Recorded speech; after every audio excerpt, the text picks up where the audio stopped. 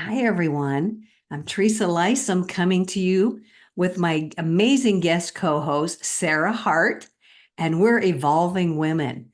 I'm evolving. You're evolving. We're all evolving. So let's help each other to evolve. Our mission is to infuse the world with uplifting messages, new perspectives, empowering tools, fresh insights, and resources. Maybe plant some new seeds for you. We offer wellness ideas, mindset shifts, maybe some self-belief strategies, and we're here to be a source of inspiration for you. So consider this your permission to be your best self. And welcome. We're so glad you're here. Hi, everyone. Evolving Women here. Teresa Lisum with my amazing guest co-host, Sara Hart. Thank you for being here again, Sara. This is the second in a series of couple of episodes. If you haven't checked out her first episode where we had a delightful conversation around ageism, check that out. And we're going to continue the conversation today around her project of Prime Spark and where that came from and what that really means. So I'm really curious to hear more about that, Sara. So please enlighten us. Yeah, I love to talk about it, Teresa. Thank you. Well, I had been, I was in a corporation for many years. I resigned and started my own consulting business. And I've had that for 20 some years. And about 4 years ago, I was um, in a doctor's office and I thought the reaction from the doctor, which was not good, was strictly of ageism. It was strictly because of the age I was. And I left there and thought, okay, that can't keep happening to older women. And I knew it happened all the time. I mean, I know one of the places where gendered ageism is about at its worst is in the medical community. So I thought, okay, that's not on. So I was at the time working with a coach, and I said to her, okay, I know what I want to do. I want to work with and on behalf of older women. And she said, oh, your golden years. And I said, no, no, no, no, no, no, no, no. I want to work with women in their prime of their lives, in their late 40s, 50s, 60s, 70s. And I want to help them find that spark deep inside and either ignite it or refuel it so they can launch out into the world and make a big difference, either in their community, their family, their state, their country, the world, wherever they want to be making a difference. But I want to help them really get in touch with that. So I thought that spark in the prime of their lives. Yeah. Oh, prime spark. That's what it is. It's prime spark. Love that. So that's where it came from. And that's what I spend almost all my time doing now. I love that inner spark that we all have that may have faded, may have died down. We may have put a basket over, but now is the time to to fan that spark and fan that flame and let it shine.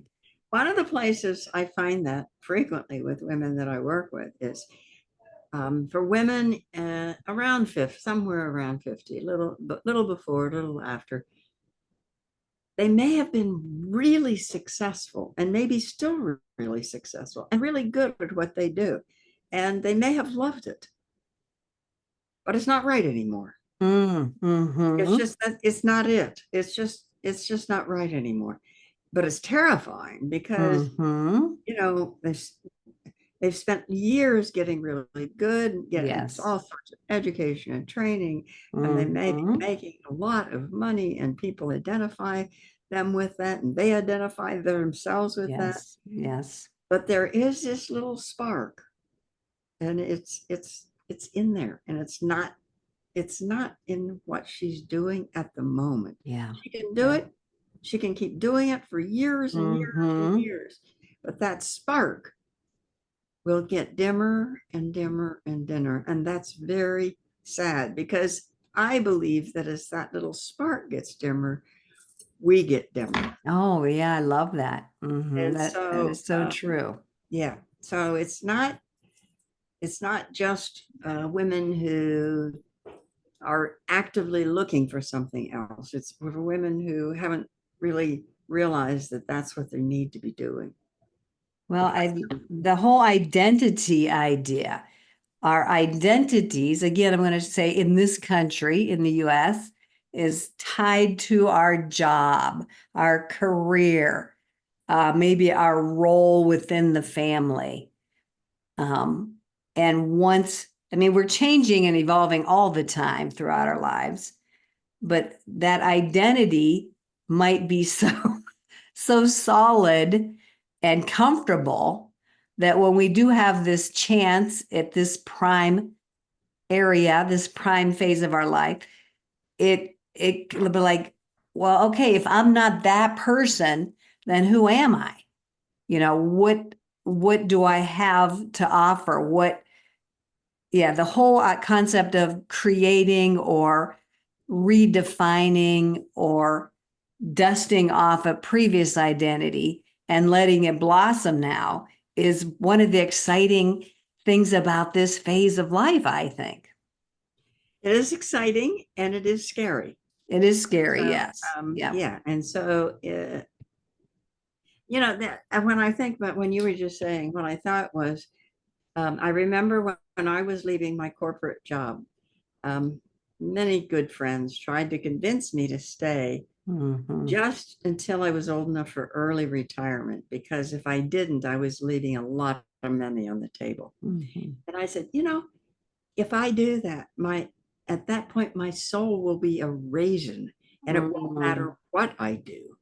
And Yeah. so if that is true, and for me, I could feel that it was, then that is really scary. Yeah, because you're leaving the comfort of all of that. Well, if you stay, and if I had stayed and my soul had become a raisin, I mean, that would, Oh, yeah, for that's sure. that is scary. That is scary. But just the fact that, again, you were leaving all this behind and you were looking to plump up that raisin. Let that raisin out of the box. I'm sorry, I'm just having fun myself here. um, but yeah, and it would be sad if you left this world and did not plump up that raisin, Right. and the world would have Right. missed out on your whole prime spark concept. I can't remember who said this, and I just love this quotation. So if you remember, say so. That don't die with your song still inside you. Yeah, I've heard that, but I don't know where it came I from. can't remember who said it. I just love that. I think it's a That is wonderful. beautiful.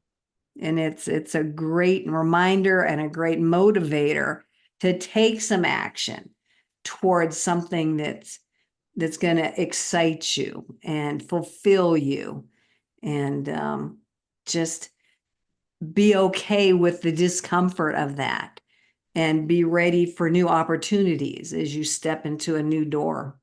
Right. And as you do that, you're probably going to find things that you thought you wanted and you don't. And that's fine too. That is a plus. That's not a Mhm. failure. That's a plus because now that's not it. Yeah, yeah, And the only way that most of us will find what is it is to try different things. yeah, What are we drawn to? I yeah. know one this is such a strong memory for me. I worked in a pharmaceutical company in the research division, and I used to watch brand new bachelor degree people come in who worked in the lab, and they loved lab work. They loved it. They wanted to do that their whole life. That was so good. Well, they loved it because they did it in school on Friday. And Monday, Tuesday, Wednesday, Thursday, they sat in a classroom. Oh, Friday, they got to go to the lab. mm-hmm. Now that was fun. And then they started doing lab work Monday, Tuesday, Wednesday, Thursday, Friday for 8 hours a day. A little bit different And that that was a way. little bit different. And so, we have to just try things to find out, okay, I thought this was it, but it's not. Well, it's almost, I'm glad you brought up that age group. It's almost like I feel young adults need to do that exploration as well and try out different things and see what makes them happy. I mean, that's the key, is finding something that makes you happy, and it's not 5 days a week of drudgery. Whereas now we're in that kind of same phase, exploration, maybe redefining or finding a new identity. And that to me, that parallels that younger age group. It does in a lot of ways. I think one of the main differences is what you were talking about before, in that in the later age group, we have a strong identity with what we've been doing. And in that earlier age group, you don't have that kind of a strong identity with what you've been doing. You've been a student, so you've got that identity. Yeah, good point. But you haven't been VP of marketing for the last 15 years, or whatever. So right. Yeah. So this whole the identity, the reinventing ourselves at whatever age, giving ourselves permission to reinvent ourselves, being excited about the possibility of exploring and discovering something new. And it could just be for our own fulfillment and our own happiness, or it could be centered around something impacting the entire world, or, whatever direction. But I just love the possibilities. And you could try something for a while, and when it runs its course, you go to something else. right. And when it runs its course, you go to something else. Right. You don't have the burden and the responsibility of having to bring in a big income to support a family at this point. Yeah, and So. that's true for many people. It obviously won't be true for everybody. And so, right. Yeah, some of us, and I certainly include myself, because when I made my big change without having any idea what I was going to do, I was responsible for me. Love At that. that point, I didn't even have a cat. So I wasn't even just responsible for me and a cat. I was just responsible for me. And so that can be terrifying. That can be. And I didn't have to feed kids. I didn't have to take I didn't have to add my share of the household expenses. I didn't have to take care of, at that point, I didn't have to take care of aging parents. I didn't have, so I had it much easier in a lot of ways than a lot of women do. And I recognize that. Yeah, and it plays out differently for every person, as you said. But I do want to take this opportunity to ask you about your book, because you're an author, you're a speaker, you're a coach, you're prime spark inventor or originator. So can you speak a little bit about your book? Sure. My book is Prime Spark, Women Over 55. It's Our Time. It is a workbook. So it's important to know it's a workbook. And it has 30 questions in it that I think are really helpful in trying to figure out, all right, what's next? The way I have used it, and it's a lot of fun, is in groups of women. There are 30 questions, 5 chapters. 6 chapters with 5 questions in each chapter. So if you have a group of women and agree to meet for 6 weeks and take 5 of those questions a week, and just come to the group prepared with whatever your favorite of those 5 questions was. So when I've done that, it sounds very organized, and it inevitably started out with me saying, all right, now which of the 5 questions for this week did you like best? And somebody would say, well, I really like number 15. And somebody else would say, you know what I was actually thinking about, and off we'd go. There you So, go. but it was fine. The questions, I think, are a catalyst for discussion, for group discussion, for women to really start to look at, hey, what do I want next? Mm, What really is mm. important? Where, and so um, anyway, that's how I've used the book, and so that's what I think is fun. I think we do best as women when we're dealing with a lot of things, and certainly Yeah. with all these questions, we do best in groups of women. Yes, yes, for Um, sure. I Yeah. think we just like to be there and listen and talk and figure things out, and where And we so, feel understood. And yes, I say and support each other. yeah, Yes. Yep. I love that about women. And just knowing that we're not alone in these particular experiences. yes, Knowing that there's other people out there going through the same thing. I love that idea of getting the workbook, gathering some friends, going through it together, and just have those questions spark those conversations. yeah, Love that idea. yeah. And one of the things, sort of as you said, Teresa, one of the things it does is it helps women see that they're not the only ones who are thinking about some of these things. Because oftentimes as women, I find that women don't want to talk about ways they're not happy or they're not Mm, satisfied. mm, Especially, and the more successful they are, the less likely they are to be willing to talk about it, because mm, people see them as what a wonderful life you have. Oh, mhm, wow, what a wonderful life. Well, actually, I'm sort of miserable, mm, and that's hard to say. mhm. And that takes a lot of courage to be vulnerable like that and open yourself up to other people who are supportive and want to help and want to listen and want to hold space for you, but it's still hard to do for some of us. Well, and as you mentioned this earlier, also, it's not just women who have had big time jobs outside the home.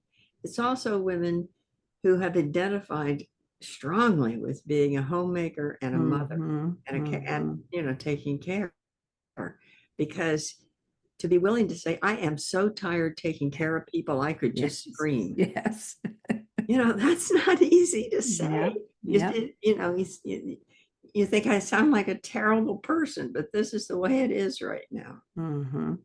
And just voicing those feelings could be enough Yep. to just acknowledge them, get them out, and then go on. It's enough to allow you to go on and move forward. And you'll probably find that there are several other women sitting there who say, yeah, I know. Mhm. Yeah, yeah. And I know this time of life, there's a lot of relationship dynamics that change. Like you had mentioned, aging parents, maybe the death of a spouse or family members. And so that's all part of it. So it's a wonderful time of life. I'm very happy, very content, but there is that. And as you say, that one of the biggest changes, two of the biggest changes that a couple can face are when all the children are gone. Mhm. And then Yeah. when it's in the stereotypical situation when the husband retires, but it could Mhm. be either the husband or the wife. Yes, yes. And love that this was from my mother's generation. I married you for better or worse, but not to make lunch. Love that. So I've had all this time to myself after the kids have gone, and now you're here all the time. Yes, yes, I've heard women speak about that as well. That's why I said that relationship dynamics changes, Yes. and you have to come to that agreement and figure Yep. out what works for both of you now. Right. So yeah, so there's definitely issues to work through. Yes. in your prime of your life, for sure. Yeah, I so appreciate what you've shared with us. We've again talked about many things, as I like to say, follow the breadcrumbs. And I love what you're doing out there in the world. I love that you're helping bring awareness to ageism and to women in general of a certain age Yeah. that are in the prime of their life. And you're like putting a different spin on it, a new perspective, as opposed to, oh, my birthday's next week. And, well, so it's all about which side which side is going to serve you better, the positive mindset or the negative, stereotypical, like even my body's going down, like, oh, this or this one, possibilities or, a negative thought around that number. Most negatively, and I oftentimes am hesitant to say this to women, but there's only one choice to getting older. You either get older or you die. Yeah, that's a good point. I mean, And there's yes, you either, because we all will get older or we'll die. yes, So yeah, since we're going to get older, and since at least I'm not ready to die, might as well, you know, just make the very best of it. Just oh my gosh, I love love that. it. Yes, absolutely. Totally agree with you on that. That's a great way. You're either going to get older with a beautiful, positive smile on your face and enjoy it, or the total opposite. Boom. Right. And you're right. I got a lot longer that I want to put in on this planet. So Yeah, me too. I got a lot to do yet. yes, for sure. So thank you so much, Sarah. I so appreciate, again, your time, your wisdom, your prime spark.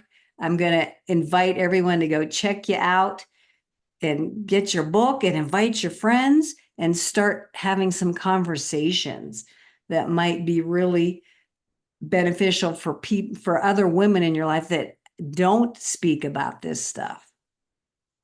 So anything you want to add before we jump off here, Sarah? No, I just appreciate you, Teresa. Thank you. And I love your work also. And there's more and more of us dealing with these issues in one way or another. And that's beautiful. It is We've beautiful. got a long way to go. We are forced to be, contend Yes. with. We just, yeah, a beautiful, delightful force. And I, for one, certainly look forward to it. And I am thrilled to contribute to women and along their journey, along their life path. So as we both are part of that. So we're both here to help you. Check Sarah out. Thank you so much. It is an honor and a privilege to have you here. Thank you, Teresa. This was really fun. I appreciate you. Thank you. I appreciate you. Thank you, everybody who got to listen in on our conversation. Check us both out on social media platforms, whatever we're supposed to say at the end of these things. Everybody, take care. Thank you so much. Bye-bye. Bye-bye.